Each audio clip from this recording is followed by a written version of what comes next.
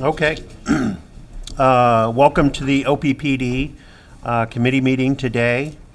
It is April 13th, 2017. We're at OPPD's ninth floor. As you see, Chairman Tim Gay and Mick Mines are not here currently, but they are away, and they should be back during about halfway of the meeting.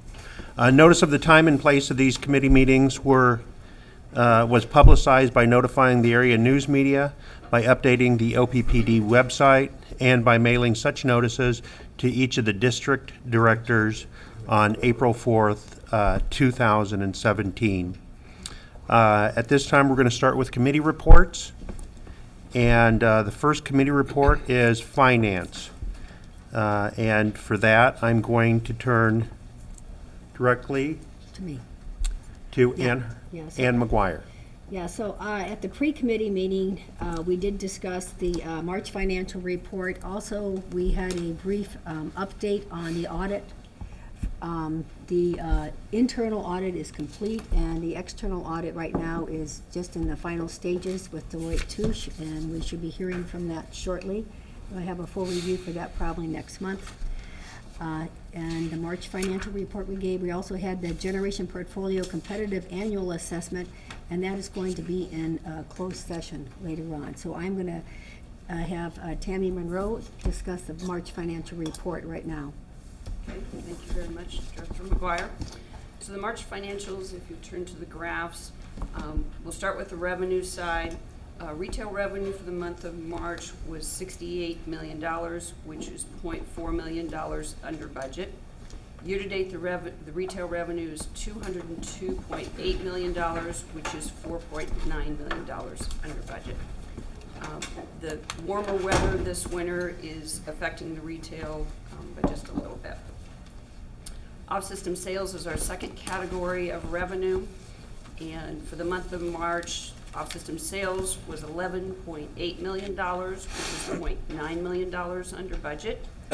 And year-to-date, the off-system sales is $38 million, which is $8 million over budget.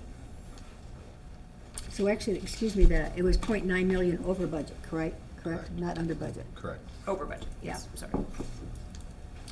Okay, turning to the expense side, operations and maintenance expense, excluding the fuel and purchase power costs, for March was $26.4 million, which is $1.3 million under budget.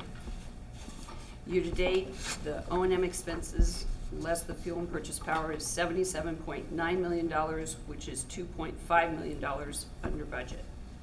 We believe this on the O&M is due to our cost and process improvement efforts that are underway. So turning to fuel and purchase power expenses for the month of March, is $25.3 million, which is $1.9 million over budget.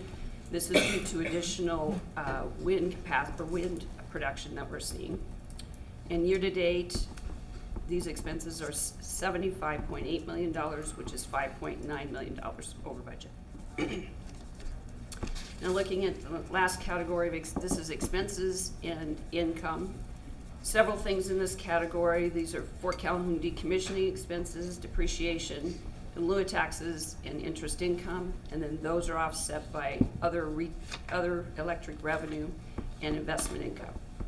So this category for March was $30.5 million, which is $0.9 million over budget. And year-to-date expenses in this category are $89 million, which is $3.7 million over budget. When you add all those up, net income for the month of March is a loss of $2.4 million, and that was $1 million under budget. Year-to-date, the net income is a loss of $2 million, which is $4 million under budget. As you can see, the projection from the budget for year-end net income is $66.5 million, and at this time, we still anticipate achieving that. And this month, payment in lieu of taxes was dispersed, correct? It was dispersed. Those expenses are recorded each month, so you Right. don't see any deviations in the Okay, expense so category. that's about But the yes. same. Okay. Okay, when you look at cash, the cash items, the first one is the capital expenditures for March was $11.3 million, which is $0.5 million over budget. And year-to-date, the capital expenditures have been $20.4 million, which is $15.8 million under budget. So cash balances, the unrestricted cash at the end of March was $338.1 million, which was $16.4 million over budget. This is due to the lower capital expenditures so far in the year. And then the cash balance excludes $23.2 million of restricted cash from the NC2 participant partners. And that completes the March financials. Are there any questions? Tammy, the variance on the capital expenditures is primarily timing today, as we've discussed in our senior management. Yes, that's timing, partly due to our new process around prioritization and review of capital cases. So there's more stringent effort on the front end to review these capital cases.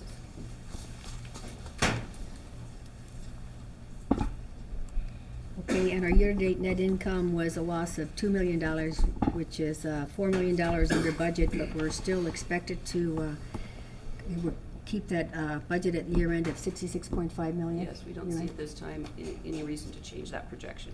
It just let you know, in our senior management meeting, we've talked about after the March timeframe, we're having a conversation about what are the budget triggers that we would look at making some other changes. We believe there's enough pipeline cost reduction stuff that'll be coming in 2017 to take care of this variance that we have here today, but we'll continually monitor that on a monthly basis and see if we need to make any other adjustments or changes. Okay, and that concludes my report for now. Ann, thank you very much. Thank you. Are there any questions for Tammy? Okay, moving to nuclear oversight with Director Ann McGuire. Yes, Nuclear Oversight had a pre-committee meeting on Tuesday, I believe, and we're updated on the post-shutdown decommissioning activities, and I'm going to have Mary discuss that, and then we'll have John Hanson also discuss nuclear oversight. Okay, thank you. John, would you like to go first? As far as decommissioning activities, we have completed a number of items over the first quarter. Primarily major draining of all the primary systems at Fort Calhoun that are currently not required, will not be required going forward. We've also, what we call, that is what we've been calling pre-abandonment of our systems. It's draining them and taking them out of operation. We also had the paperwork this month follow through with that, and we had an engineering change that went through that was quite significant that released many of those systems for formal abandonment, and that's following through with the NRC processes that we need to complete. And so many of those systems are now actually abandoned in place. We've done things to support decommissioning, such as removal of the maintenance fabrication shop. Over 100 personnel have been moved to support our ability to reduce the heating and lighting footprint within the buildings. Procedure reductions are on track. We have done about 2,300 procedures that we have looked at and deleted as not being required going forward as of 4/10 of 2017.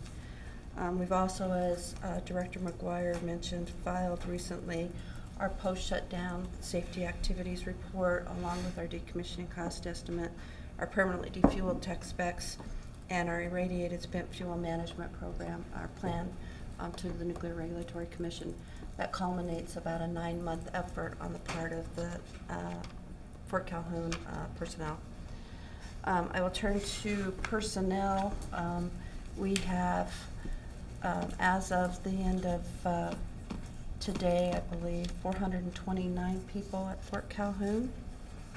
And we have had And I'm going to go through May because we have, May 1st, because we have a number of retirements that will occur at the end of the month.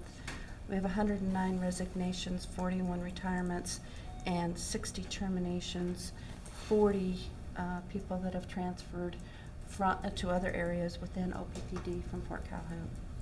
That concludes my report. Okay. Can you also talk about the inspections that are going on right now? It's from We do different have people? a nuclear security inspection that is going on right now. One through Washington, which is really about how we plan on implementing our security plan going forward. And one from, excuse me, Region 4 is also in this week, and they are looking at our current implementation and compliance plan. That exit is scheduled for this afternoon. Good, thank you. Okay, a couple items from nuclear oversight. The first one is we completed an emergency preparedness audit on April 7th of this year. And this year's audit compared to last year was showed a marked improvement in the findings. There were 5 deficiencies and 4 enhancements, and I'll tell you the deficiencies are minor in nature, typically an administrative correction in a procedure or document is typically noted. The other item that I'll bring up is we did find in some of the deconstruction in room 81 an evidence of asbestos, and nuclear oversight intervened and stopped work, and it was a good example of taking safety, taking precedence over the production, and having that questioning attitude. The sample was tested and was asbestos, however, there was no airborne asbestos in the area at that point in time. So I think it was a good learning for the station, and they'll inculcate that as they go forward. It was, I think it was great because it was a small amount of asbestos, but it doesn't make any difference whether it's a small or a large amount. That's correct. The whole idea is that, it's got to be taken care of. And have that questioning attitude. Right. You bet. I will tell you, this was one of the themes on our all-hands meeting at Fort Calhoun, that Mary and the team did an exceptional job of laying the expectations of what that human performance work and looks like as we move through this. And this is this kind of change as we begin to think about the deconstruction and the work that we're doing, and we still have to have that attentiveness to our surroundings, attentiveness to the work that we're doing, and understand that. And I think Mary and her leadership team did a great job of laying out that expectations and the roles that we're needing to have going forward. Does the fact that we found it indicate that there might be other places where we could find asbestos? There Or can is be, this- yeah. yes. Okay. We have the same situation in the other plants, and have trained a lot of individuals to be able to identify that and stop work and get it tested. Yeah. If you take a tour right now through Fort Calhoun, there are multiple places that are marked asbestos, and there's specific guarding and everything else. We have a vendor on site that is helping us to identify that as we go through this progression. Great. And they've been very helpful. They've been a good partner for us. Good. That concludes my report. Okay, and that concludes my report. If there are no more questions from anyone else. All right. The next committee meeting or report is public information, and that will be delivered by TBA, to be determined. Are you? I'm just getting ready. Okay. All right. Whoever is one of you. We have a couple members of public information. I think you were here. Okay. You just I'll may want have to Director Moody do it. Sounds fun. All right. We held a public information committee meeting on April 11th. Got a variety of good topics to discuss. I'm going to turn it over to Tom to jump right into the legislative update. Thank you, Director Moody. Good morning. Morning. Today is the 65th day of the legislature. We're starting to make some progress. I describe it kind of like my dad when he was driving. He had his foot on the brake and the gas at the same time, and we do a lot of starts and stops, but we're moving ahead at this point. So a bill that we introduced to eliminate carrying the registrations in the cars for the fleet was introduced and is now moved to final reading. It's LB 143. I'm going to highlight the ones that are moving on. I'm not going to go over every bill, but if you want more information, I'll be glad to answer your questions. LB 143, like I said, deals with registrations for fleets. It allows them to be held in a place of business for the power district. That bill has moved from select file to final reading. We amended it for some problems that NPPD was having with local taxing authorities about registering utility trailers, and that's been amended into the bill, and it's on final reading now. If you move to the next page, to LB 389, that's the Small Wireless Carriers Act. Basically what the act does is standardize processes for Verizon and others that are doing 5G networks. It uses some FCC standards. There's a lot of objections to that, using those standards from the municipalities and the counties. And actually some of the power districts are objecting to it as well. So we've been working with the committee. The Power Association has developed an amendment that was submitted to the Telecommunications and Transportation Committee, and that's in the process of being evaluated now. It would exempt our poles for distribution, transmission, and communications, put some safety factors into it, and have some language in it about fair, reasonable, and non-discriminatory instead of the standard FCC charges for pole attachments. So it's been submitted to the Transportation Committee, and we'll see how that moves forward. The phone companies are trying to amend it, the cable companies are trying to amend it, the 5G carriers are trying to amend it. It's in a stew right now, and we'll see what comes out of the kitchen. So we'll keep you posted on how that moves forward. The next bill I'll jump ahead is to LB 430. LB 430 deals with the Radiation Protection Act. There's services provided by Health and Human Services on the state level that we will no longer need when Fort Calhoun is decommissioned sometime next year.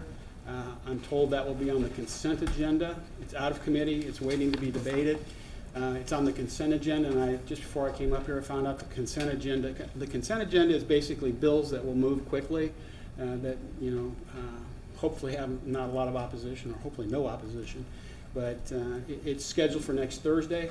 I've been told that this bill is on the consent agenda. I haven't confirmed that, but that's been what I've been told as far as moving forward with that bill. And the last one I'll report on is LB 494. This would have allowed physical and cyber assets to be excluded from the public information requests. It also includes personnel. We were offered an opportunity to put this on the consent agenda minus the personnel, protecting those names. The NPA basically said, you know what, we'll lay this bill over and come at it next year. We think the personnel assets are important to make sure that that can be excluded from public records for cybersecurity and critical infrastructure. And we will work in the interim to work out concerns that some of the media people have with that bill. Lastly, LB 547, which was the private transmission and generation doing away with the eminent domain authority for public power districts. 657, the unbundling bill, and 660, all those were killed. It was supposed to turn into an interim study. Yesterday, the Power Association met, put together some suggestions about what that study should look like, basically saying to explore jurisdictional issues of what the PSC does, what the Power Review Board does, what Southwest Power Pool does, and what local boards of directors do. That's the first suggestion we made. The second suggestion we made was to look at how the legislature can help public power become more efficient in working through economic development efforts and trying to turn it around to say, what can you do for us instead of what can you make us not do. So we're moving forward with that in the study, and that was our suggestion. Is that study going to be funded? No. That's too So I'm bad. not sure how serious this, it won't be a total of very in-depth. The last time we did this in retail competition 20 years ago, It was 20 years they ago. appropriated money to do the study. Right. The legislature did. And it turned out to be a good study. It turned out, yeah, and it was controlled by the legislature. There is no appropriation for this study. It will be done by the committee council, which pretty much has limited access to what they can do. Help me, committee council is who? A woman named Lori Loggy. Okay. She works for the Natural Resources Committee. Okay, got it. So she's, She's been around probably for 10 years, okay. doing natural resources work. And does that mean that there won't be any hearings throughout the state, or help me understand what the process Oh, is? what would happen would be, there would be hearings probably, I've heard the chairman say at least two. One in western Nebraska, one in eastern Nebraska. They're in the throes of the last few days of legislature, and, you know, they're not focused on interim studies at this point. They'll get focused, but he told me originally two studies, or two public hearings is what he was planning. Okay. But that could change. Any other questions for me? We briefly talked in our pre-committee meeting about LB 72, and I understand that passed first reading initially. Could you give us a quick update on that? Yeah, LB 72 is a bill that deals with who gets in line with bankruptcy for municipalities and other political subdivisions. I've had Kutek Rock look at it. I've had Steve look at it. I've had finance look at it. It deals with general obligation bonds. We don't do general obligation bonds. Don't think it has any impact on OPPD. Deals with, like I said, with municipalities, who gets in line for if a municipality would go bankrupt or a political subdivision would go bankrupt. We do not think it would apply to us. There's a number of people that are working to try to stop that bill. Efforts are, you know, kind of falling on deaf ears at this point. The bill moved forward yesterday with 32 votes. And I've done my best to check out, and I don't think it applies to us. Okay. Steve, would you agree? Okay. Any other questions for Tom? Thank you. Yep. Thanks, Tom. All right, and now, federal level. This is gonna be fun. All right, good morning, everybody. Good morning, Seth. All right, I'm going to start, going to keep it kind of high level on what's going on in DC, or more like what's not going on in DC. So I'm going to start with the administration and all the things they're doing. One of the big things that they have a duty to do is put up people for confirmed positions. So the administration gets 553 confirmed positions, and they have so far had 22 confirmed. It's kind of the slowest in history. There's 53 waiting for confirmation. There's 478 that they haven't nominated anybody for. So that's kind of a problem out there. It's built up a lot of frustrations within the administration and within Congress. So it's one of the issues we have going there. Also yesterday, the OMB budget director, Mick Mulvaney, has said that they're going to revamp government. And previous administrations have tried to do this, but they're going to say reduce, redundant, get rid of whatever you can. So that may be why they're not doing some of these, but we just don't know. There's a lot of uncertainty of what's going on in the administration. That's kind of the hard part. So far, they've been focused on regulatory reform. Seen a lot of executive orders go out on those kind of things. And then also the Supreme Court nominee that they got through. So Supreme Court Justice Neil Gorsuch has already been confirmed, and he has been sworn in. So they have a full Supreme Court going from there. The healthcare stuff didn't work out real well. I'll cover that on the congressional side. And then there's one small issue that kind of focuses over back onto the state side. The FCC is looking at doing they're doing filings on small wireless pole attachments, just kind of like what we are doing in the state. Verizon has asked for that to happen in a couple other carriers. And what they're talking about on that is the minefield of municipal regulations. So everything's a little bit different. So they want the FCC to kind of streamline that process, which is kind of going on. That's why we're doing that stuff, why they're doing that in the states, so they can get different laws and do those kind of things. If they're all different, then they can go to the FCC and say, well, we need this all streamlined now because we just can't deal with so many different ones. So working on it that way. Go to Congress. They're currently in a 2-week recess for Easter. So far to date, they have introduced 2,986 bills. So I think last time I reported it was under 2,000, so another 900 have come on since then. Like I said, they have a frustration on nominations as well. They're looking for it. They were waiting for a long time to start work on their legislative issues because they wanted to get the nominations done. But they've kind of stopped that now, and they're starting to look and focus on legislation with hearings and votes on certain things. So I'm gonna go into kind of the high list there. You guys have the bills that we're kind of tracking. It's not a comprehensive list, but it kind of hits the highlights of some of the issues we're looking at. The American Health Care Act, it's where they're trying to repeal and replace the Obamacare. Didn't work out real well, so they're trying again. The administration said we're done with it, we're moving on to tax reform. So is the Hill, but we have learned that they're working behind the scenes to try to get all that stuff up and moving again. Again, the big part for us is the Cadillac tax, because it's about a $6 million hit to us each year. Cybersecurity, they've already had 2 hearings on cybersecurity issues for utilities and what we can do to harden certain things, what we need to look at. Goes everywhere from background checks to, do we need FERC standards instead of NERC standards? Supply chain, they're looking at the whole gamut of what they're going to do. These are just hearings right now. They will go forward later on for legislation, but we still have some time on that. Energy efficiency is out there. This is a frustration that all of DC has had for several years because we can't get it done.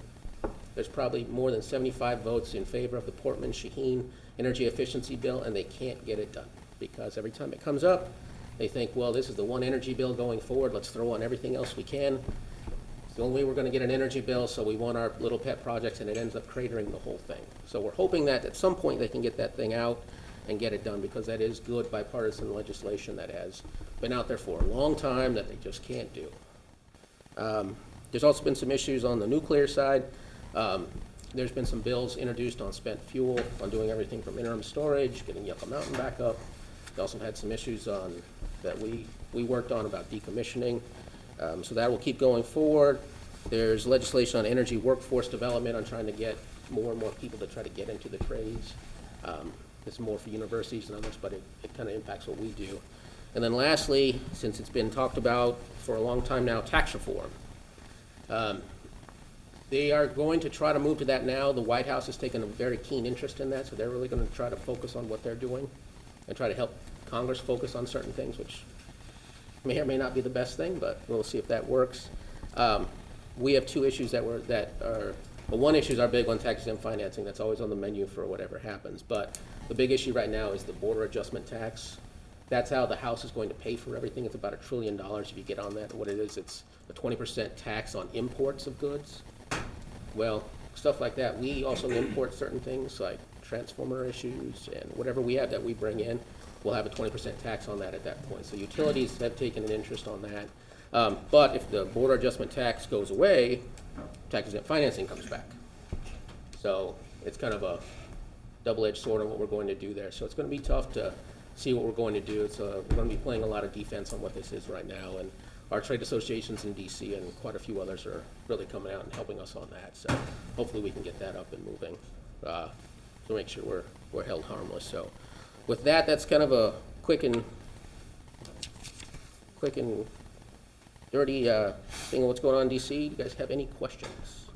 Yeah, I would just add, Seth talked about the defense that we would do on the tax-exempt financing, but depending on how that elevates and the priority of the administration, we also have some the industry, Large Public Power Council, who are very similar to us with fully integrated utilities, also have some proactive strategies that would be employed at that point in time. So not only are we looking about playing defense, but also playing offense in the event that tax increment financing does begin to roll again. And that's not only an impact to us, that's an impact to cities and counties and school districts and other governmental agencies as well. So it's a pretty significant impact, to the state of Nebraska. So we're paying a lot of attention to that. Yeah, it's probably even bigger for schools, hospitals, roads, those kind of things than it ever is for utilities. The issue is that people never think it's going to happen. So I've talked to a number of city managers around here. I talked to MUD. I talked to the city of Omaha. They didn't even know this was on the radar until last year, that this was even possible. And we've been fighting this for at least a decade. So now they're starting to get engaged because it is an issue that they just never thought, well, you don't tax city government. But DC's done crazier things. Can you comment on the position of the government right now in the clean energy bill and how it might be affecting us? Yeah, so the Clean Power Plan and all the other regulatory reform things that they are doing right now, realistically, all of that's going to be litigated. So We think parts of it'll go away, but if it's already like a rule like the Clean Power Plan, they have to go through proposed rulemaking, they have to go through a whole slew of things before that can even get done. And realistically, and Russ, you can change it, Tim too, we're already down a path that you guys have voted on, and I don't think we're getting off of that path. So, no matter what really goes on in some of those things, I don't know how it's going to impact us much, but they're really going after everything they can. But the environmental groups and some attorneys generals across the nation and other groups have already filed suit on a lot of these things, and we'll see how the courts rule out on this thing. But that's where they're also kind of afraid too, because most of this will end up in the Supreme Court, and now that Justice Gorsuch is on there, we're not sure how all that's going to play out. So, but realistically, a lot of that stuff, it's going to go through the courts.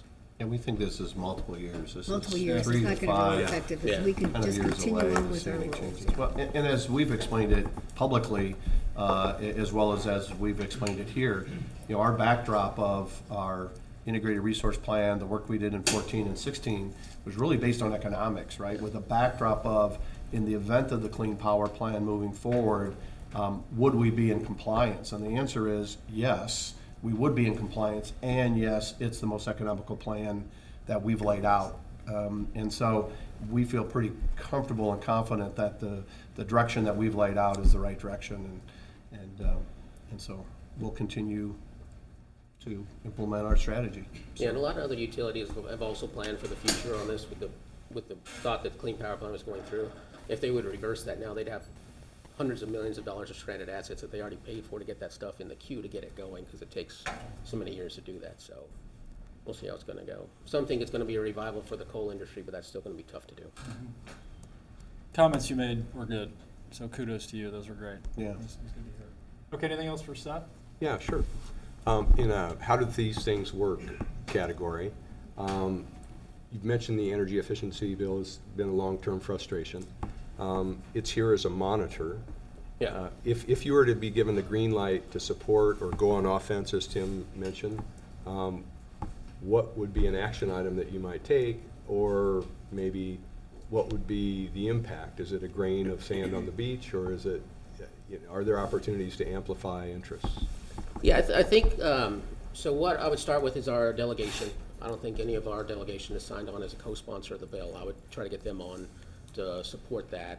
The issue that it's still a monitor, even though there's a lot of support out there, is that it can change again, that they can start putting different things on there, and they might put something on that we don't like, or some kind of poison pill that it's hard, and once you support it, then if you have to go back and say, well, now that that's on there, we don't support it, and they take it off, and they're like, okay, now we're okay with it. We don't want to keep jumping back and forth on that with our people there. I've had conversations with committee staff on this about what their plans are doing, and they're just looking for opportunities. A lot of times with this energy efficiency bill, it's going to be on building codes and those kind of things. So it's going to help reduce some of the load on certain things, but there's good efficiencies that they're looking at doing and stuff like that. So realistically for us, the impact, it's going to be a long-term impact if we see anything at all, because a lot of times most of this stuff is for federal buildings anyway, and they can do a lot of this anyway. So I guess my question was about our impact on the process. About me lobbying up there for it and those kind of things. Yeah, those, I started lobbying on this bill when I was with the American Public Power Association 3 years ago, and it's always the same thing that all of the utility industry is behind it, because there's certain things in there that we all like. There's certain things in there that others like, but it's to get their support on there, so it became a pretty big thing there. But the investor-owns, co-ops, and public power are all behind it. So everyone that needs to be behind it's behind it. It's just the fact that with Congress and the schedule that they have, they're not pulling it up yet because they're worried that it'll get marred in the Christmas tree effect on getting everything thrown on there. So that's why they're just not pushing it right now. But it's one thing that committee council has said repeatedly: if we can get something done, this is what we would like to start with. So that's the issue on that. It's just, like I said, it's frustrating because everyone supports it. You can't find a lot of people that don't, and we still can't get it across the finish line. But that's kind of how DC has become now. It's even something with 75, the threshold used to be 60, but now with this, there's 75 at least, and you still can't get it passed. Because it's just about floor time and everything like that. So if Majority Leader McConnell won't put it on the floor because of different agreements, we just can't do it. No, in something like this that we're so strongly in favor of, but we still need to monitor, is there any way that you can, on this just for us, as far as, information is that, monitor support, or support yet monitor, as far as. Yeah, I can change To do that. something like Yeah. that, I mean- because there's some that you really don't care about too much, but this is when you strongly do. Just, is there a little bit thing that you can say, support but monitor, or something like that, Yeah, you I could can say? put stuff on there, I can change that. That would That's be a great, that would be a that's a better great thing. recommendation, because this one, we've been verbally, written support, I mean, we've been Right. actively Yeah. involved in, even with our delegation, as we've talked with them about it, we've shared this is one of them that we think is important to do. But again, it just gets in that process that, Yeah. Yeah, and then if you can go Not sure through what the that other bills solution is, too, but- and sort of mention that, you Yeah, because support yet there's quite a few of monitor. them on there that, and the reason we haven't just as monitor is just because of that, because a lot of times Yeah. they change. Like, there's one on here that, on the nuclear side, they were trying to put an amendment that says we can't. It was a bad decommissioning amendment that would have cost us millions of dollars. And if we supported the bill and then that got on there, we would absolutely go to oppose. So that's Right. why we just kind of put it on monitor for now on some of Right. the things. But I can put on there monitor support or monitor Yeah, that's great. oppose, that kind of Yeah, thing. that would be We'll good. figure that out. Yeah, That would give us a little bit more information. Thank you. Thank you. Any other Anything questions? else? Seth, thank you very much. Thanks. So, economic. we're okay. still go- Am I still good? Yeah, Director There's Moon? really not anything happening on an economic development. Not, thank you for that, Lisa. Lisa doesn't need to And just so talk you today, know, does she? this really was on the agenda for several Yes, it months. was. Yes, it was. So It you know was what? for Timing is everything, isn't it? So, thank you for that so much, Director Moody. So we're here to talk about the monitoring report for Strategic Directive 11. I'm proud, humbled, and honored to be here this morning to report on the success of Strategic Directive 11 and OPPD's leadership role in economic development. This truly is a district-wide effort, but it starts with our frontline leadership. So, with that, let's bring them to life right here. We have Ms. Brooke Aiken, Devin Meisinger, Jason Esser, and Tim O'Brien. So let's give them a While they're on our front lines and really quarterbacking many of these projects, I will tell you, there are hundreds of people behind the scene that are supporting this, and many of them are in this room from a leadership standpoint. And one of the outcomes that you're going to hear about today was a full-blown, all hands on deck, and guess what? We got it done, so that part's really great. So let's talk about Strategic Directive 11, promoting economic growth and vitality through the production of affordable, reliable, and environmentally sensitive energy is key to the success of OPPD. Therefore, OPPD shall exercise strategic leadership. Let me repeat that, strategic leadership, and actively participate in regional economic development. So the first one, first gate, create and retain revenue for the district through the attraction of new business, the retention and expansion of existing business, and by fostering economic growth in our communities. Check. Second, align and maintain leadership with regards to economic development activities with local, regional, and statewide initiatives. And you'll see through this report, we do cover the 13 counties. Check. Promote innovation while maintaining rate affordability, aligned with SD2 by offering economic programs or rates. Check. Assist with site development by carrying out site due diligence and marketing efforts for large businesses and industrial customer owners. I'm going to do a check on this one because you'll see that this was the home run right here as well as the rates. And last but not least, give periodic updates to the board on economic development projects. I think it was last May when we were giving you a report out on this, so it was definitely time to do so again. So with that, let's talk about all of these items and bring it to light on an international stage right here. Just moments after last week's announcement, CEO and founder Mark Zuckerberg hit the social media waves. He has 88 million followers, and his post from April 4th to the 10th had been shared 9,804 times and 9,055 comments on it. And in fact, just in the last couple of days, another 285,000 people are following him as well and gaining access to our story. And who in the world would imagine Omaha Public Power District would have been front and center about creating this new rate, 261M. So thank you to everyone who did that, because I'm telling you, this has hit the airwaves and the phones are ringing, right? Tammy, the phones and the interviews are coming, so definitely more to come on that. So as you see from the rendering here, on April 4th, the announcement was made at the Papillion City Hall, which of course was in Sarpy County, which I want to acknowledge Tom Richards, being part of the Sarpy County community, political community, put a lot of blood, sweat, and tears into this project, and so it really was a joint effort across many counties. So 2 buildings, 100 permanent Facebook jobs, and 1,000 construction jobs. And as you can see from this corridor, it's on Highway 50 and Cape Hart Road. It really is a mecca for data centers, and I think that's going to continue to grow. So let's talk about the highlights. OPPD was a major driver for this project. No ifs, ands, or buts on that one, and you'll hear it loud and clear. We're usually very humble, and we still try to be humble, but you know what? It's time to tell that story about how the innovation from OPPD is really shining bright in that. One of the largest projects ever to land in Nebraska, and this one is near and dear to many of our hearts. Tim started his career at the Nebraska Department of Economic Development. I started my career at DED and started off in the data center world. So this one was a major kudos. So thank you, Tim, for that, for your persistence, and we'll talk about that. New top 25 customer, 20 megawatts plus, they're using the 261M. Now, while that is the first customer that's using it, we do have customers that are very interested in this, and we'll talk a little bit more about that. 100% renewable energy made possible through this rate. And the calls that we're getting is, wow, this truly was innovative and very innovative in how you got this done. And very courageous, they said. So it's going to have a life of its own. So thank you to the board for passing that rate and the rates that have come before that.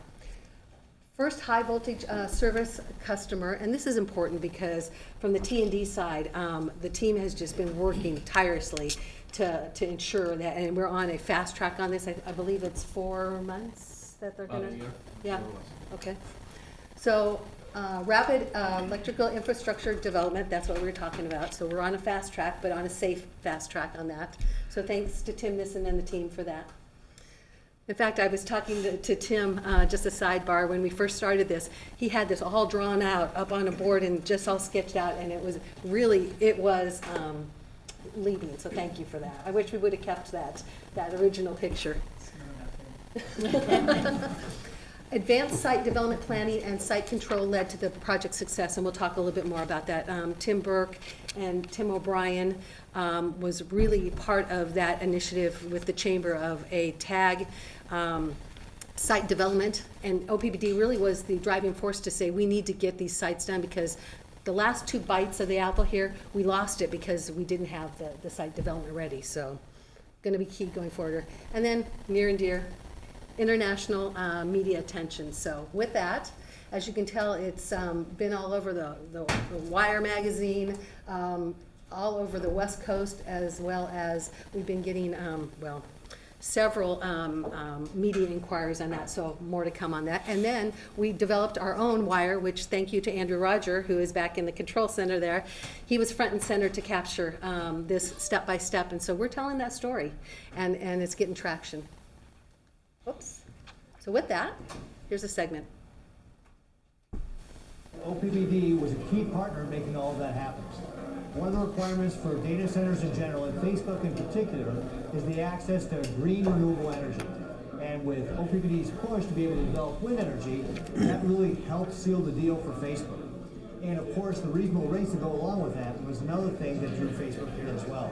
So this was really a big team effort. It did require the city, the county, the state, the Omaha Chamber, the Sarpy County Development Corporation, Department of Revenue, Economic Development, Department of Roads, Department of Revenue.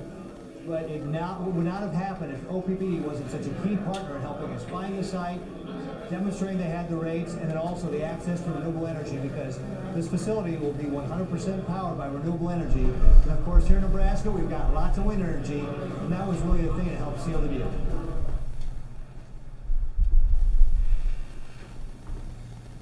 We talked about teamwork. This one really went throughout the district and in so many capacities and very intense. I mean, so everyone was doing their jobs. As I say, we were changing the tire as it was going down the interstate, and we did it flawlessly. So appreciate all of that work. So let's just get into the details a little bit more. Huge success on Facebook, and definitely more to come. We're excited about that, but you know what? The interstate didn't stop during that time. So with that, it was a banner year on top of Facebook. 25 million in new reoccurring revenue, large companies, small startup companies, expansions, and this is just a small sample of those. Also, great partnership with the support of the Greater Omaha Chamber on the Prosper Omaha goals. In 2016, 91 projects were landed, 600 million in capital investment, and more than 1,400 new jobs. That was across the 13 counties. As you can tell, we've been busy, right?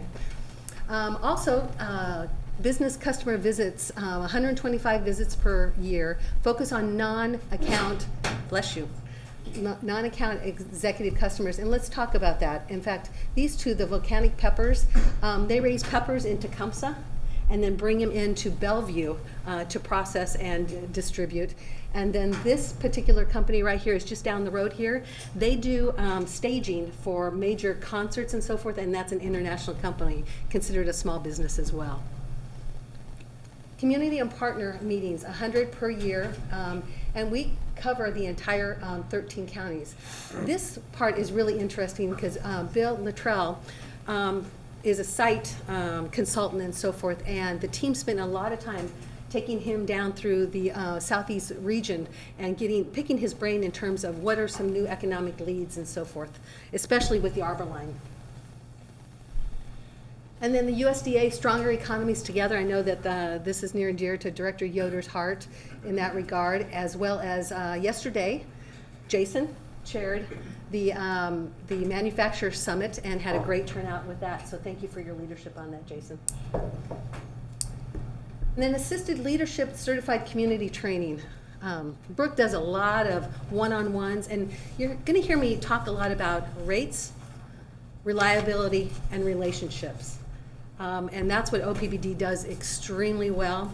And this team especially is front and center with those relationships and helping grow in those communities and get the infrastructure put in place. So City of Ralston, City of Gretna, and City of Fort Calhoun were the latest of the certified community designations. Next, actively leading on 14 board positions. When I say active, these are leadership positions, not just sitting at a meeting and so forth.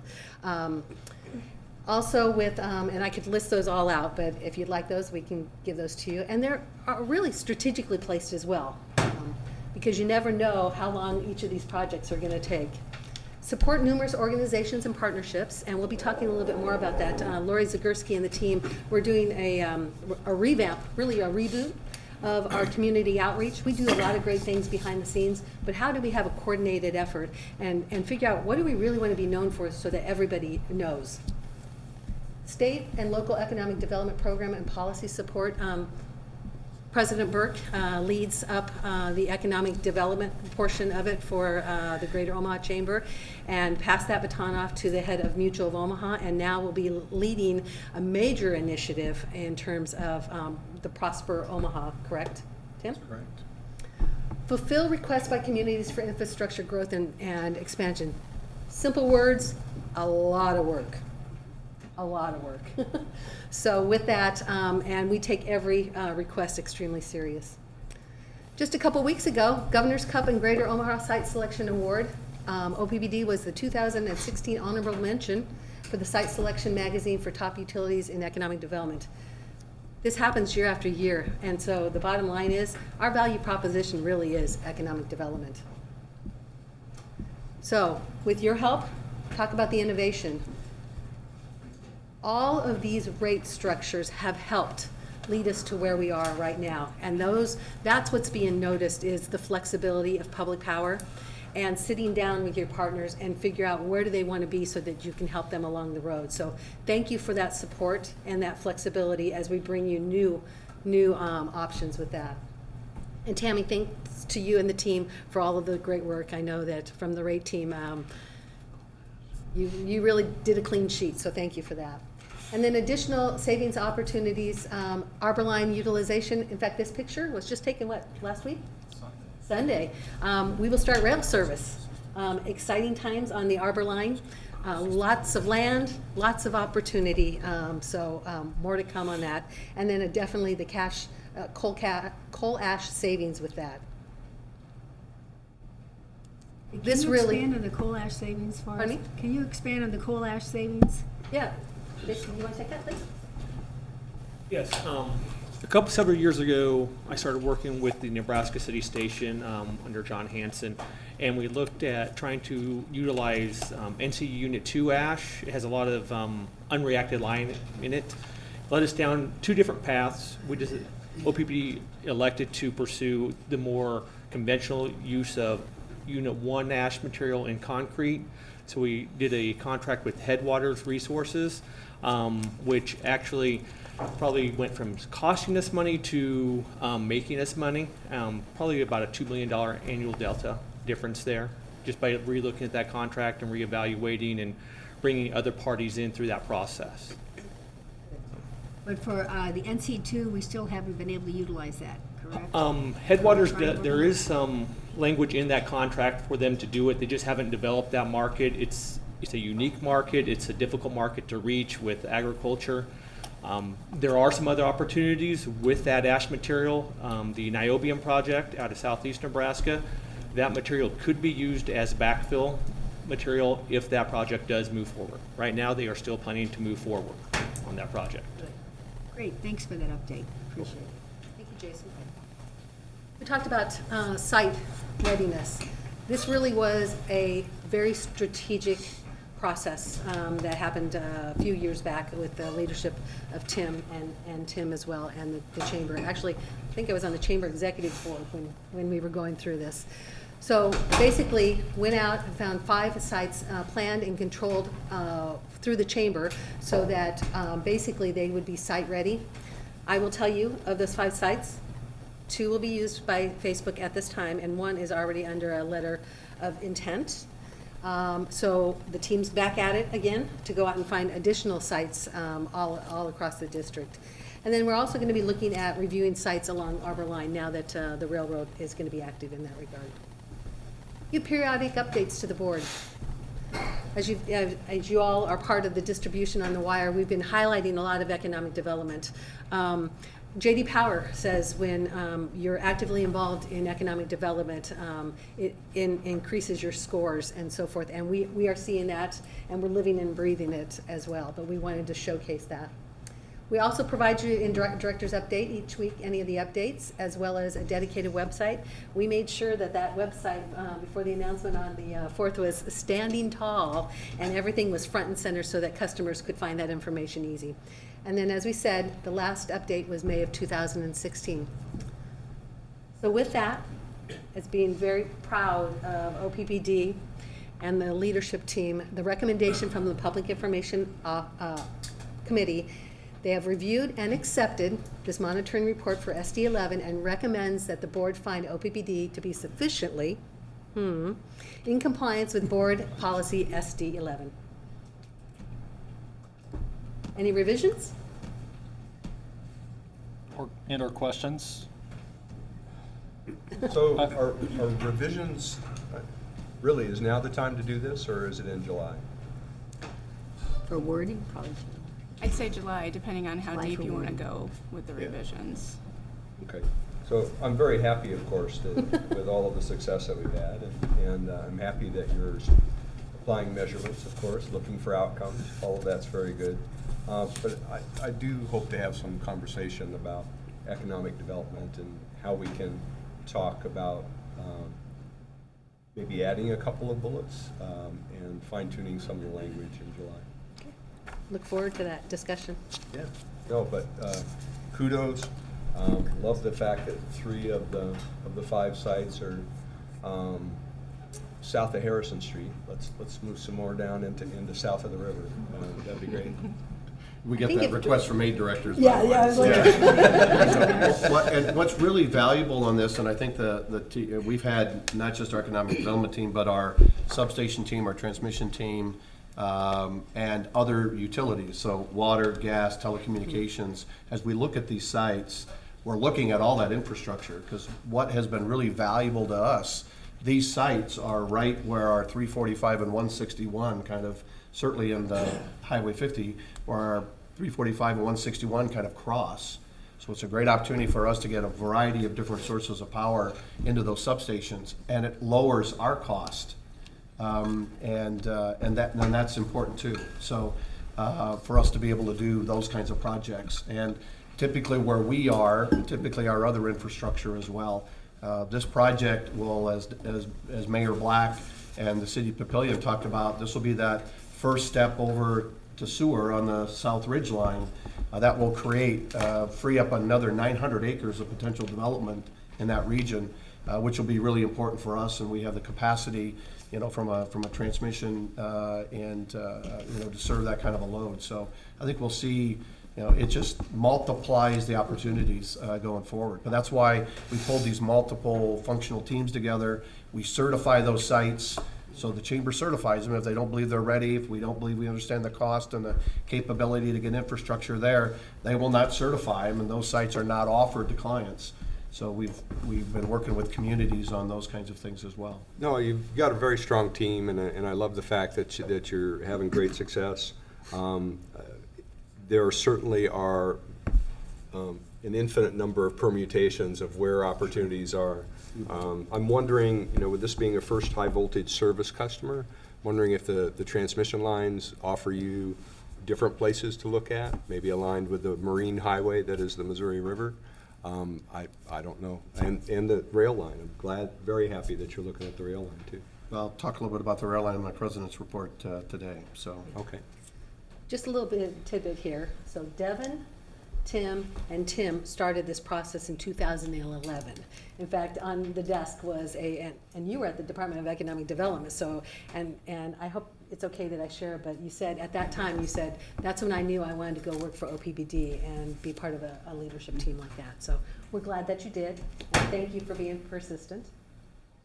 And the other thing I want to mention is, as far as renewable and the wind energy, we started putting out our wind contracts and everything, and I want to go back to the history. I am one of the oldest ones here. Mike Kavanaugh also was here.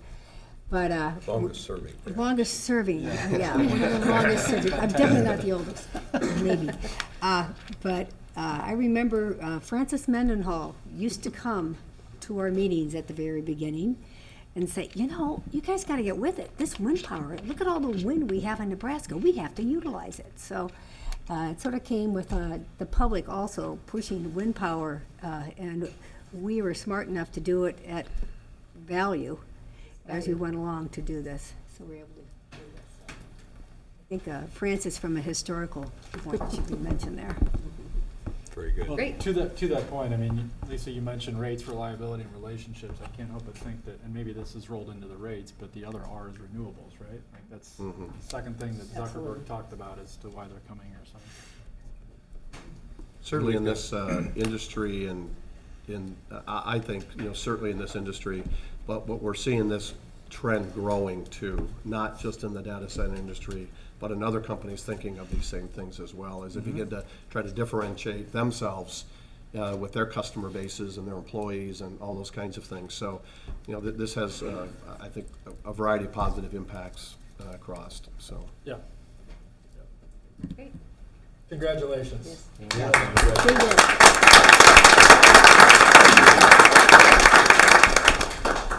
Okay, so just to close up the public information, we had two other topics that we briefly talked about that we don't need to discuss, but just a quick heads up, we talked about Notification center. yes, the notification center. Got a really interesting update, and sounds like we're going to get that's in progress, and we're going to get an update here in the next month or two on Yes, the and- full board level. Yeah, we're gonna be doing a pilot of it in May. Okay. So super cool and really exciting that that's happening. And then the last topic of discussion at our meeting was, I had some questions about sort of the outreach and engagement process leading up to our July retreat that we're going to have. So Scott talked through kind of a few of those things and what the process will be like. So we were starting to get into the detail of that, and it helped as a new person who hasn't been through that process before get a better sense for what that's going to be like. All right. Craig, thank That's you it. very Thank much. you. All right. Next will be systems management, and I'm going to ask Rick Yoder to kick this off. Thank you. We met, the Systems Management Committee meeting was on Monday, April 10th, and we went over several items. The first was something the board has already talked about, the award of Sarpy County Units 4 and 5 control system upgrade. I'd like to defer to VP Hansen. Thank you, Director Yoder. As you mentioned, this was brought before the board in February of this year to ask for permission to negotiate. And we did send out an RFP to 3 vendors, Emerson, Pratt & Whitney, and ABB. And since then, we did negotiate with each of those entities and came to terms with ABB in the amount of $676,740. And that includes new controls on both units. And with that, I'll open it up for any questions you might have. Well, one question we had at the meeting was a question about cybersecurity, you know, relating this back to some mechanical relation. Rather, we have an air gap now between our information systems that we administer with and those that run the operations. And so I have heard, I guess it was in Ukraine where they had something attack directly, the generating systems. And so we were asked if there was some further information you could give on that in your evaluation. Right, so I reached out, and while I don't want to go expose completely our cybersecurity, strategy, we do have an overall firewall for the company, as well as separate firewalls for the individual control systems that provide a redundant obstacle for those that wish to get in and cause harm. We also have a system called Tripwire that will alert us to any possible intrusions or attempts at intrusion. There are other means that we monitor regularly as well. So that was part of your consideration as well when choosing the vendor here on this? Not necessarily. Not necessarily. I would consider that a separate item. Okay. The cybersecurity part is a separate item. There's probably some parts that I'm not familiar with that the ABB does bring to the table, but overall, the cybersecurity strategy is a separate issue, I would say. Okay. Any other questions? Thank Kate, you. you want to add anything on that from a global perspective from cybersecurity at all? So really around the cyber side, the means of defense that we have are perimeter security and then monitoring. And if you'd like to learn more about that, I'd be happy to go in depth further outside of this broader discussion. Okay, that's great. Thanks. The next element was contracts over 500,000, and who am I turning to? Back to you. I will turn it. There's 2 items. Kate has the first one. I have the second one. Yep. So the first one here is the Pitney Bowes Postage Reserve Fund. This is all the mail that the district sends out. This is our funding for that. It's 1.6 this year. We were at 1.8 million last year, so the dollar amount is dropping. It would have been even less had there not been a rate hike at USPS for postage. So we are dropping off, and this is really to get that account for this next year. Very good. And I was telling Director Yoder, we do have a robust campaign going on for paperless, and we'll continue to do that as well. Of course. All right. Mo? Okay. The second item is just a reporting item because it's over $500,000. This contract, excuse me, this contract was for the purchase of 5 basket units at $149,000 each. Those are, I think we have a picture there. Those are a 55-foot basket units manufactured by Alltac. They're out of San Joe in Kansas City. And basically, they're manufactured and installed on trucks that we supply. These are very common units that we use at OPPD.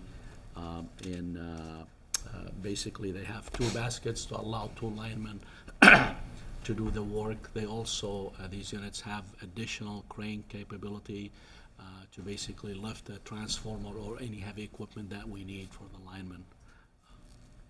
Take any questions? I saw them in action last night. Yeah, you did, and thanks for stopping by. I'm sure they really appreciated that. Any questions? Okay, next item, we'll do an executive session, and I believe the discussion of the condemnation proceedings. And then the last item, are we deferring that to the other committee, or are we gonna take that up now? I think we'll take it up now. Take it up now, yeah. Okay, all right, the Other committee revisions to was in finance. BL12, delegation to the president and chief executive officer. I'll introduce the topic. This is around BL12 and the language clarifications. We're seeking to institute some financial hedging to mitigate volatility in the market prices and increase our budget certainty. And I have Troy Vai who will provide a presentation here. And I want to take a time out real quick and recognize Troy and his part on the Facebook team. And while I agree with Lisa, there was a lot of input by various parties. Troy had a pretty unique part in the wind, talking about wind and securing that, and also the rate innovation, and Joe Lang. Yes. With that, I'll turn it over to you, Troy. All right, so I work in the Energy Marketing and Trading Group, and one of the functions of our group is to execute forward transactions. Is that better? Thank you. To lock in prices. And as we do that, it brings us to this board linkage document that we have in place, which kind of sets some parameters around it. So today I'd like to talk about adding some clarifying language to that to meet some requirements that we're trying to cover. I'll go into a little more detail on what those look like here in a few minutes and why we're headed that direction. But BL12, basically, I believe it was approved 2 years ago, the language by the board.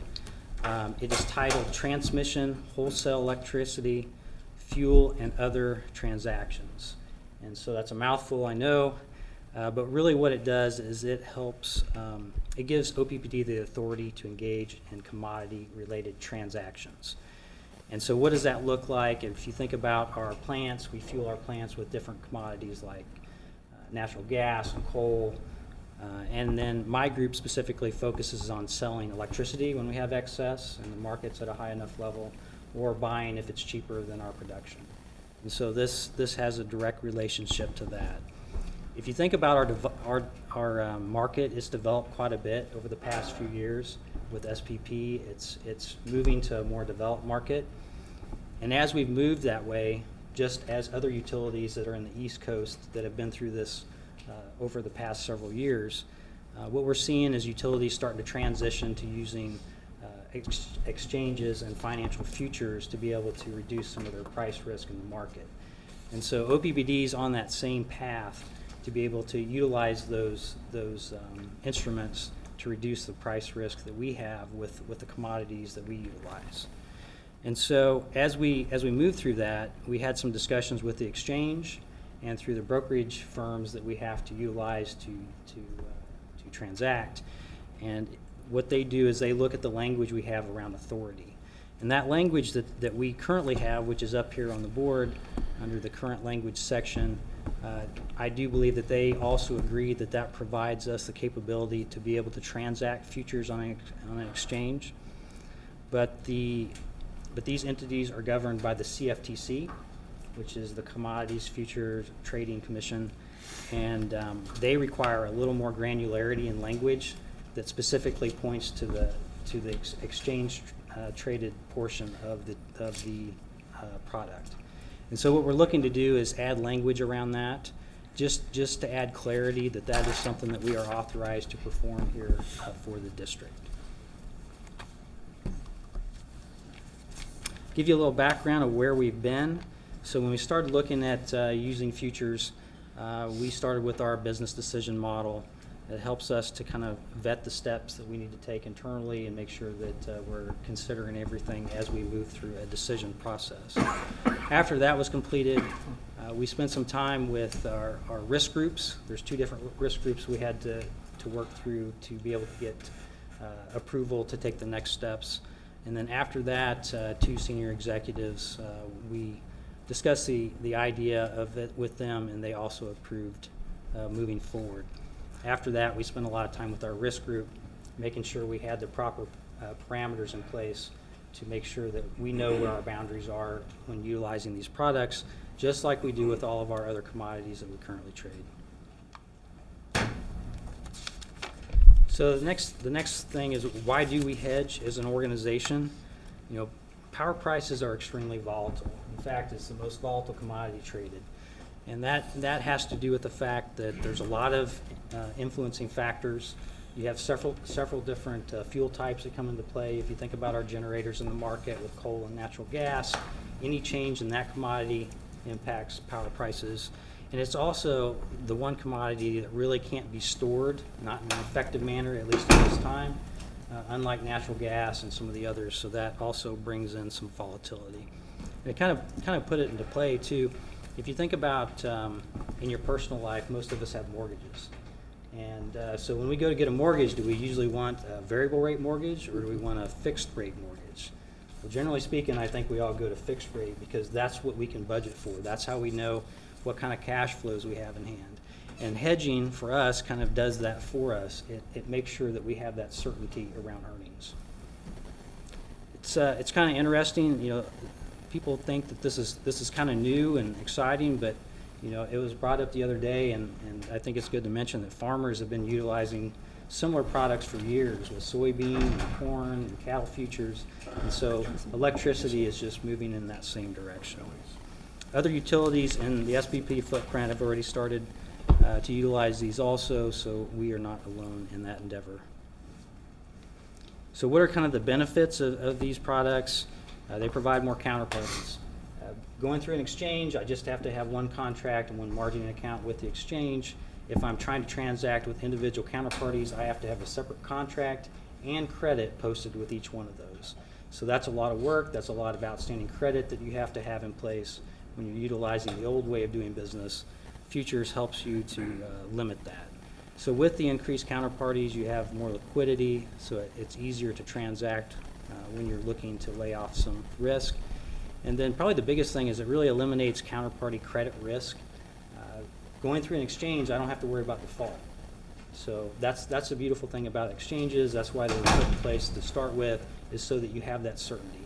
And if you think about many years ago when Enron, which is kind of an interesting name to bring up, but at one point in time they were thought very highly of, but at one point they went into bankruptcy, and people who had business with them felt some of the pain as they walked through that process of bankruptcy. So these help eliminate that too, and so altogether it helps facilitate more forward hedging activity. So it's kind of at this point I'd like to just remind folks that it's because of the CFTC requirements around language that we're here today, and we're really asking for the board to approve the clarifications presented on BL 12, and specifically the authorization to trade exchange-traded transactions. And at this time, I'd open. Hey, Troy, before we go into board, just could you explain, and Tammy, you as well, what we're talking about here? You know, I think when we say this, you say, oh, so 100% of our business, we would look at doing this, and that's not necessarily true, No, right? So no. it's a relatively small piece of this business that we would look at. Maybe if you guys could characterize that a little bit, that would be Yeah. great. I think it also depends on which commodity you're talking about. So with the changes in our portfolio that we've had here at OPPD, we have a lot less excess generation than we've had in the past, specifically baseload. So that reduces some of our volatility in the market. But for instance, we have around 3 to 4 million megawatt hours of excess per year that we look at and we try to lock in some value to that. It's a very small piece of our entire portfolio. As a percent, I don't remember what that is, but it's very small in nature. And my other thing is that really when you're dealing with this, most of it's really financial. Yet this isn't any systems management, but if you can, I clarify, and I did ask Tammy Monroe about this yesterday, if you could see the oversight that the finance has over this, as far as all that, the stuff in place for that. So Troy's group and the both the finance group and the accounting group work very closely on these types of transactions. What we do have as a governance process to support the BL12 is there's an enterprise risk policy that specifically addresses this. And in that policy, there's, as Troy mentioned, there's the limits are set out in that policy. So how it's measured is our modeling tool, we go through and determine how much over or under, short or long we are with energy.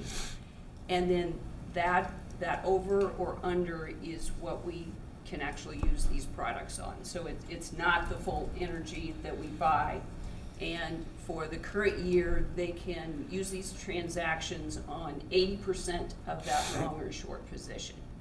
So it's narrowed down to create price stability for those positions we'd be in the market for. And then on a forward basis, for a forward 3 years, that percentage steps down through those 3 years. So we're not getting too far out ahead of ourselves with these transactions. No longer than 3 years as far as the contracts. Right, right. So that's kind of the controlling tool, and then also in that policy, there it delineates how we measure these and how they will be recorded. So it's documented procedures for people to follow. And it's similar to the physical transactions we've done for decades exactly. here. Really isn't a whole lot different. And I will say when we budget, it's the excess that we have is I would say conservative, because we also budget for certain outages and things of that nature, so that comes into play also. So any type of outage that we have scheduled or even not scheduled, there is some level of adjustments made for that type of activity. Tammy, could you also talk about, I think one of the things that I think the audit subcommittee heard in the audit review last month was the preparation of our accounting organization to understand the implications of using this tool. We haven't really done the hedging for a long time. We've done some hedging on natural gas historically, but going forward, we may or may not use it depending on the value, right, that we see. But maybe talk about how we're preparing the accounting staff for that as well. So as Mr. Burke says, we've had some experience with this in our accounting staff as well as our finance staff. We've gone out and contracted with a third party to come in to help develop the desk procedures, the accounting procedures for those, as well as the analytical tools we need. And those will be in place prior to actually executing any of these transactions. So once we've developed those, we will also take those procedures to our external audit partner, which is Deloitte & Touche, and have them review those prior to use. And then the only other thing that I would propose as far as on a policy basis is that when we do review BL12, that we have both the finance and systems report on this at the same time. The BL12 will go through a different process than a monitoring report process. Yeah. So, yeah. Yeah, during that time. They'll review both of them. Yeah, yeah, both finance and systems would, report at that time. Right. Jamie, back to your last comment. What do you see as the timeline for initial action under this policy? We're currently working through that. Our focus right now is to complete the 16 audit, and then this is the next thing on the agenda that we'll pick up. This summer sometime. Yeah. And while they're walking through that, we'll walk through the steps we need with the exchange to make sure everything's ready to go once that's in place. So we've got two paths working at the same time. I'd like to address one thing that came up earlier. You can execute further out than 3 years, but we have additional steps we have to take within the organization. If we wanted to sell a 5 or 10 year strip to somebody, we'd have to go through the risk committee and senior management. We don't have to take those steps for the shorter term trades that fall within this boundary. So there is a mechanism in place. You can do longer term, but there are additional layers of scrutiny or discussion that has to happen. Troy, that's a great report. Are you already doing, for lack of a better term, practice trades, Fuel. simulations? So we currently do still transact some physical deals, and so this is the same mechanism, the same revenue stream comes of it. It's just those are starting to dry up. I've traded these for 10 years when I worked for Dominion. I traded them for Aquila when I was in Kansas City 3 years before that.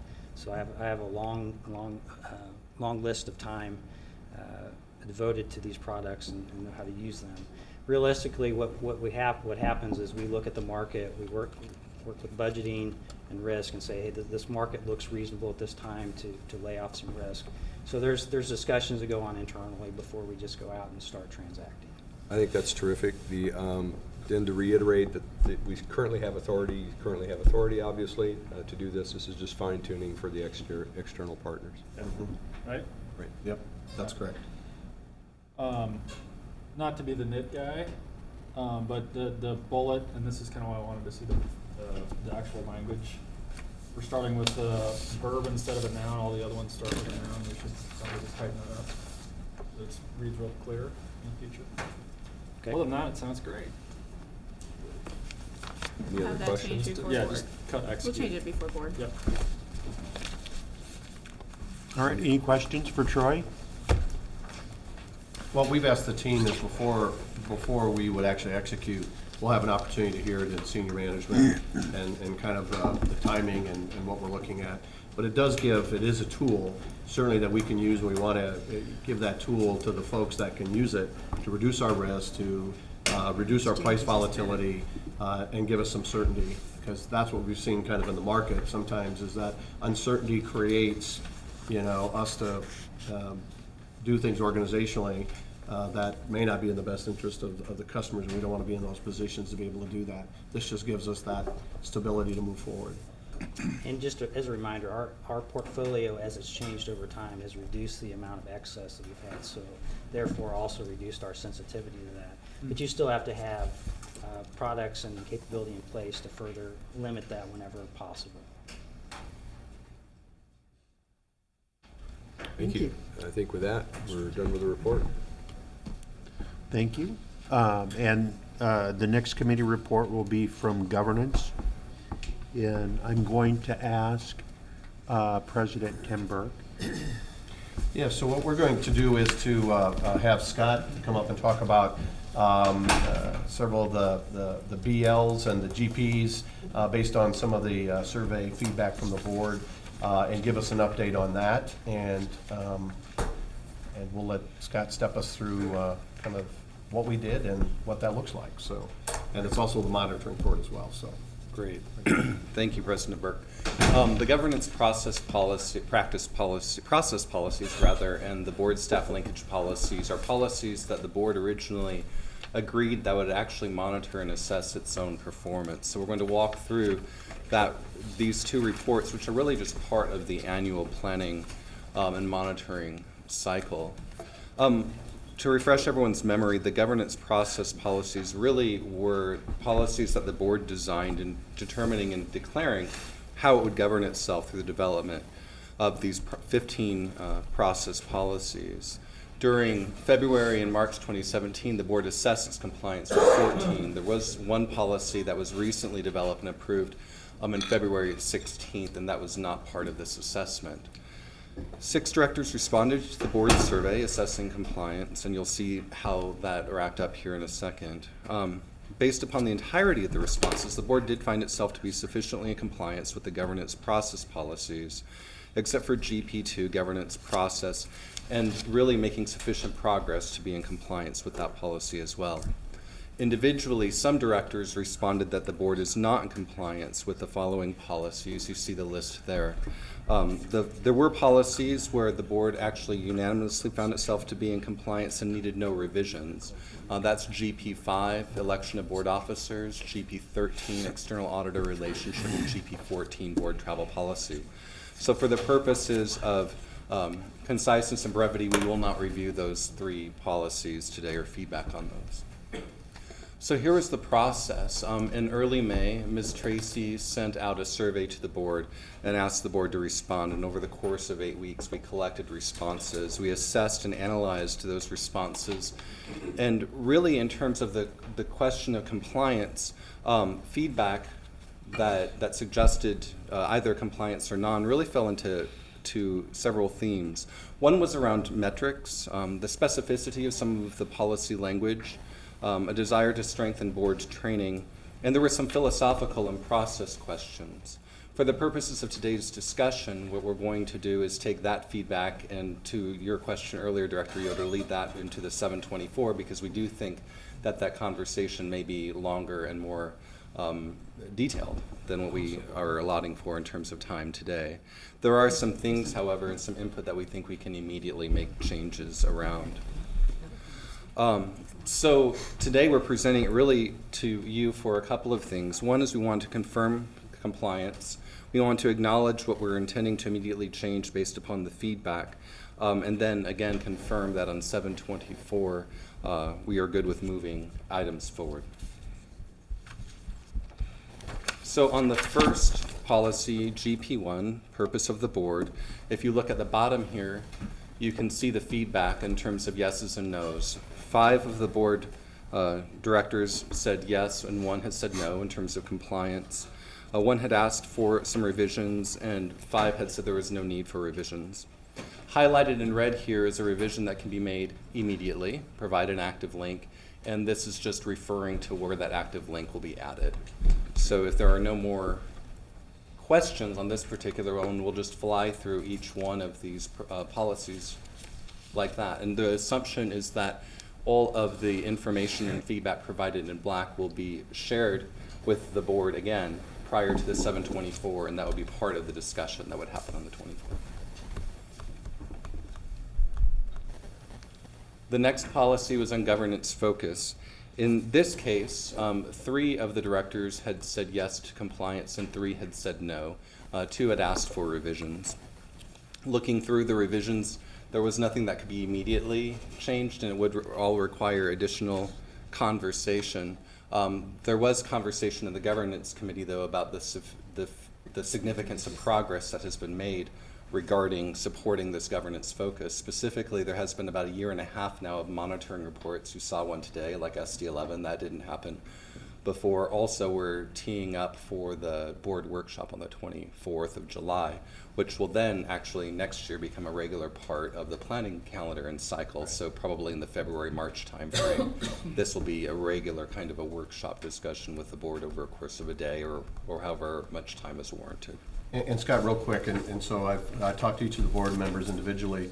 The reason why we want to move up that review in the early part of the year, January, February, March, is to really allow us the opportunity to understand what the impact or changes may be to BLs or GPs or strategic directives that then allow us to put together the operating plans, the budget, and come back to the board and say, here's the impacts, but allows us to get to that information on the front end as we begin to put together our strategic plan, our operating plan, and then our budget for that for the upcoming years. So, thank you. On GP3 board description, 6 of the board had said yes to compliance, and 1 had requested some revisions. If you take a look in the bottom left, replace the as well as phrasing with and replace meeting requirements with sufficiently in compliance, we would go ahead and make those changes in the wording of the policy. GP4, agenda planning, 5 had said yes, 1 had said no to compliance, 2 had requested some revisions, and those revisions will be part of the discussion on July 24th. GP5, we're good. So GP6, role of the board. 6 had said yes to compliance. 1 had said requested some revisions, and that revision is highlighted there in red, and it is something that we will make changes to, and I think it's very similar to something Director Moody had just requested early, so from a style perspective, we'll get that cleaned up in future policy. GP7, guidelines of board member behavior. 5 board members said yes, 1 had said no in terms of compliance, and 1 had asked for revisions. Highlighted in red, eliminate parenthetical phrase other than a governmental entity. We believe that we can make that, go ahead and make that change without further discussion. GP8, board committee policies. 6 had said yes to compliance, 2 had requested revisions, and those revisions would be presented for discussion on July 24th. GP9, board committee chairs. 6 yes to compliance, and 1 had requested revisions. And again, this revision would be part of conversation on the 24th. GP10, board training and orientation. 4 directors had said yes to compliance, 2 had said no, and 1 had requested revisions. Revisions would be discussed on the 24th. GP11, board review of internal records. Compliance, 5 directors saying yes, 1 no, and revisions, 2 had requested revisions. And again, given the theme and the time required to discuss and understand what the requests are and where the board all stands with it, that would be moving to the 24th. And finally, GP12, board compensation and benefits. 6 had said yes to compliance, 1 had requested revisions, and that may or may not be discussed on the 24th. With regards to overall recommendation, the board's governance committee reviewed and accepted this monitoring report for board policies GP 1 through 12 and GP 14, and recommends that the board find OPPD to be sufficiently in compliance with board policies GP 1, 3 through 12, and GP 14, and to be taking reasonable and appropriate measures to comply with GP 2. The board's finance committee is accountable for monitoring of 2 of these one of the GP policies, and they too have recommended that the board find it to be in compliance with GP 13. Any questions?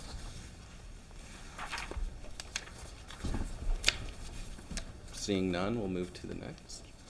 Board staff linkage. The same overview, except for to remind people in terms of what board staff linkage, really this is about how the board is empowering the organization to carry out the work of the organization through the development of these policies. It was the same process, the same number of board members had responded, and with regards to these 6, or rather 7 BLs, 1 BL2, the board was unanimous in agreement with compliance and needed no revisions. Looking at the policies, the first one, BL1, Board President and Chief Executive Officer relationship. 5 of the directors had said yes, 1 said no in terms of compliance, and 1 had requested revisions. We've highlighted the revisions that will be made to policies as we over here in red. BL1A, Board and OPPD Officer relationship. 6 had said yes to compliance, 1 had said requested revisions, and with regards to ensure officer is capitalized appropriately, we will make sure that officer is capitalized appropriately. BL3, 5 had said yes to compliance, 1 had requested revisions. Basically, the revision up here in terms of compliance and in terms of revision was to provide links, and throughout this document we've recognized the need to provide links, and that will be helpful moving forward. So wherever that request has been made, we will have created that. BL4, Board Corporate Secretary relationship.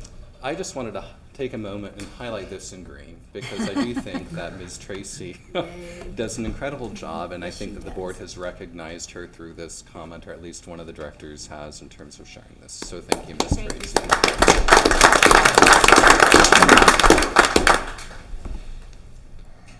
BL5, Unity of Control. 6 had said yes to compliance, 1 had requested revision, and this is a revision that we're able to make. And finally, on 6, 6 had said yes to compliance, 2 had requested revisions, and those discussions will be held on the 24th. So the recommendation is the board's governance committee has reviewed and accepted the monitoring report for board policies and recommends that the board find OPPD to be sufficiently in compliance with board policies BL1 through 2 and BL4 through 6. And the finance committee has requested the same for BL3. Any questions, comments, or feedback? Or are we all just anxiously awaiting for a really great meeting on July 24th? I was going to say, that's really fun. Where's the meeting going to be held? It's going to be at UNO at the Community Engagement Center. Okay. And I think we're taking bets on whether or not we're going to need a second. Yeah. Time too. So to that point, shall we pencil that in the calendar rather than be looking for a second day rather than another 3 months? Well, we'd have to schedule Eric Douglas for it, so. He may we not could certainly wanna He's cancel he's for pretty that. efficient. He's pretty efficient. Yeah, I think what he'll do is he'll push to He'll push get to some get it done. He's consensus pretty- very he's quickly. pretty efficient. I'll let Ann, and Tom, who was part of the first process, I mean, I think what he saw was raise the issue, understand the topic. Is there agreement and understanding on the board, and is the change or not the change good to move forward or not move forward? And that becomes then the document then the board will actually vote on at the time. But I think what he'll do is have that opportunity to vet it out. Yeah, I think what we could think about is, should we find an alternative day that we can pencil in, have him pencil in, not execute maybe right away, in case we don't need it, and then we have to cancel and blight and costs and all the associated stuff around it. But maybe we should pencil another day in just to follow back up. We can certainly do that. I think that's good counsel to do that, just in case we need it, and we'll try to find a date that works for the board to do those kinds of things. So. That's very good.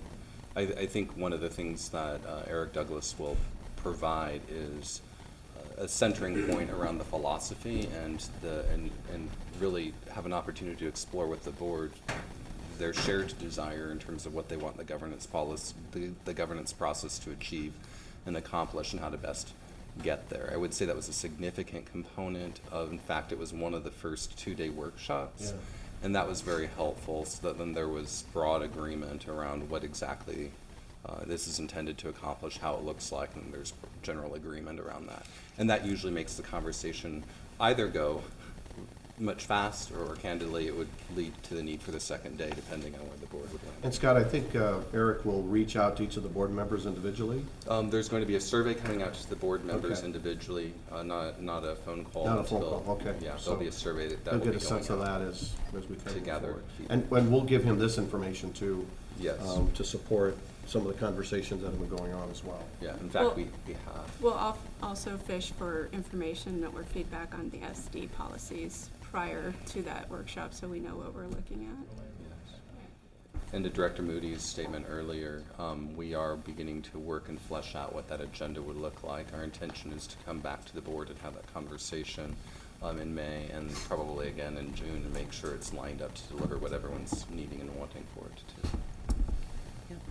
I only want to say that it's not only Kim Tracy, but also you, Scott Foch, who has really helped us as far as our meetings. Not many people could have gotten through all these emails that efficiently, and you reached out to us ahead of time and told us to do our homework ahead of time and read up on it first, so I appreciate that. Appreciate all the work you've done. Thank you very much. I appreciate it. Thank you, Scott. All right, so that concludes the report on governance. At this time, we're going to take a break, and when we come back from break, which will be at 12 o'clock, or we're going to take a break, probably come back at 12. Don't we have to go into closed session? We don't have enough folks going to closed session, so we have to wait for, Tim should be here around noon, so our plan is to wait for noon, then come back and go into closed session for the items in closed For session. the executive session. Yeah. So we're taking a break. Good enough? Bathroom break. Where's the rooftop garden? Doing a great job. Not to put them on the spot. Welcome back, everyone. We're done with our noon break, and I'm Director Barrett. I move that the board go into closed session at this time, 12:10. Let me see if that's even accurate. Yep. PM to discuss confidential and proprietary revenue and expense data for OPPD's generation facilities. A discussion of condemnation proceedings on the Midwest Transmission Project and the Oak River Valley Transmission Project. An update and strategy discussion regarding collective bargaining matters and labor contracts. An update on pending and potential litigation matters and senior management performance and compensation. With respect to the revenue and expense data on OPPD's generating facilities, a closed session is necessary because the information involved is confidential and proprietary information which, if disclosed, would give advantage to competitors and serve no public purpose. With respect to union negotiations, a closed session is necessary for the protection of the public interest because of the discussion of confidential matters relating to collective bargaining and labor contracts. With respect to the update of condemnation proceedings and litigation matters, the discussion of these matters involved legal advice that is covered by the attorney-client privilege and work product that is protected by the attorney-work product doctrine. With respect to senior management performance and compensation, a closed session is necessary to prevent needless injury to the reputation of individuals involved, and no senior manager has requested a public meeting. This closed session will be limited to discussion regarding confidential and proprietary revenue and expense data for OPPD's generation facilities, a discussion of condemnation proceedings on the Midwest Transmission Project and the Elkhorn River Valley Transmission Project, an update and strategy discussion regarding collective bargaining matters and labor contracts, an update on litigation matters, and senior management performance and compensation. This motion requires a second to move forward. Second? Okay, before we vote, Director Moody, did you have a? Yeah, we at last month's board meeting, we had a long discussion where we had many visitors regarding the domain and condemnation issues, and I just wanted to maybe see if Mr. Bruckner could elaborate on why it is that we're going into closed session to discuss condemnation issues a little bit further. Sure, I'd be happy to. The Open Meetings Act does not limit the topics that can be discussed in closed session, but it does require that the reasons be explained for going into closed session, and that's why Director Barrett went through the explanation that he did just a few moments ago in making his motion.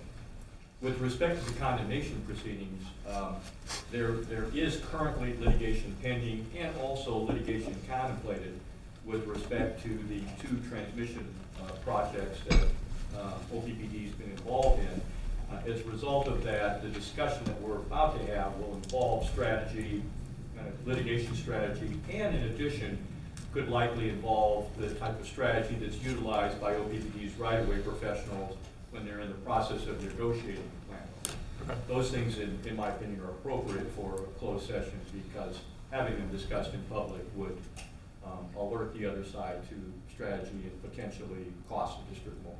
Okay.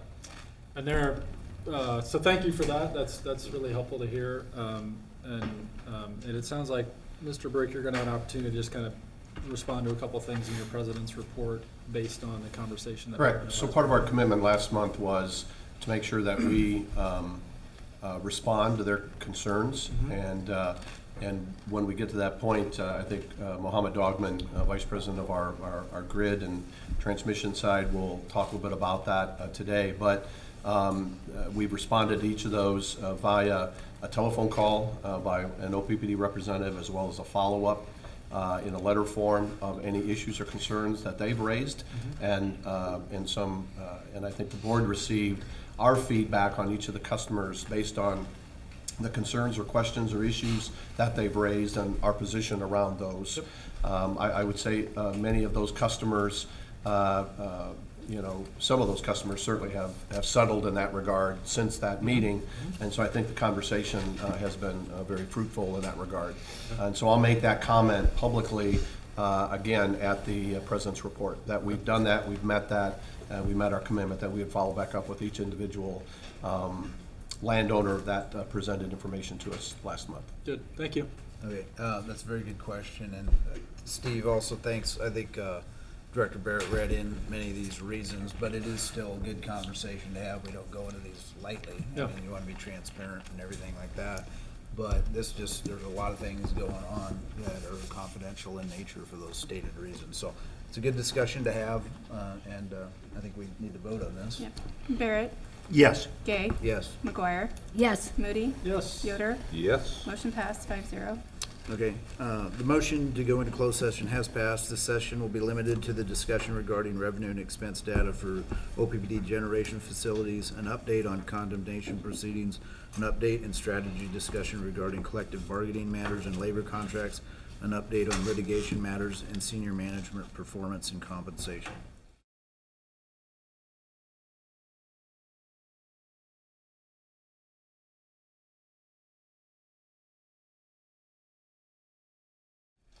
Motion to come out of executives, out of closed session at 3:45 PM is carried. This closed session was limited to discussion regarding confidential and proprietary revenue and expense data for OPPD generation facilities, an update on condemnation proceedings, an update and strategy discussion regarding collective bargaining matters and labor contracts, an update on litigation matters, and senior management performance and compensation. Good, thanks. There's a lot to cover there.